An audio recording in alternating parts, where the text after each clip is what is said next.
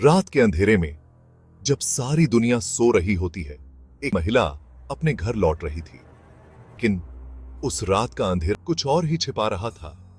एक भयावह साया। जैसे ही वह महिला उस सुनसान गली से गुजरती है, उसे अचानक से अजीब सी आवाजें सुनाई देने लगती हैं। परछाइयां उसके चारों ओर मंडराने लगती हैं।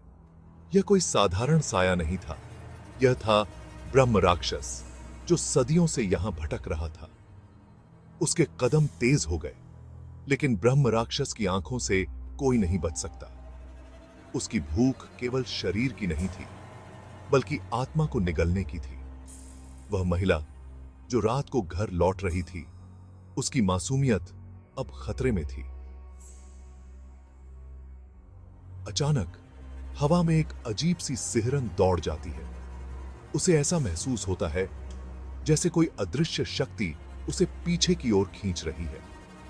वह डर से कांपने लगती है, लेकिन अब बहुत देर हो चुकी थी। ब्रह्म राक्षस ने उसे अपनी गिरफ्त में ले लिया था। सुबह जब वह महिला बेहोशी की हालत में मिली, तो किसी को समझ नहीं आया कि उसके साथ क्या हुआ था। लेकिन कुछ महीनों बाद उसका पेट बढ़ने लगा। वह गर्भवती थी, लेकिन यह गर्भ भगवान का आशीर्वाद नहीं, बल्कि ब्रह्म राक्षस का अभिशाप था। गांव के लोग उससे डरने लगे। उन्होंने उसे अपशगुन माना। कहते हैं कि ब्रह्म राक्षस की संतान कोई साधारण बच्चा नहीं होता, वह दुनिया में तबाही लाने आता है। उस महिला की जिंदगी अब सिर्फ एक डरावनी कहानी बनकर रह गई थी। रात की उस सच्चाई ने उसकी जिंदगी को बदल दिया। ब्रह्म राक्षस की छाया ने उसकी आत्मा को हमेशा के लिए घेर लिया। ऐसी रातें हमें याद दिलाती हैं कि अंधेरे में सिर्फ भूत नहीं, बल्कि हमारी आस्था और डर का सामना भी छिपा होता है। क्या आप भी कभी रात में अकेले घर लौटे हैं?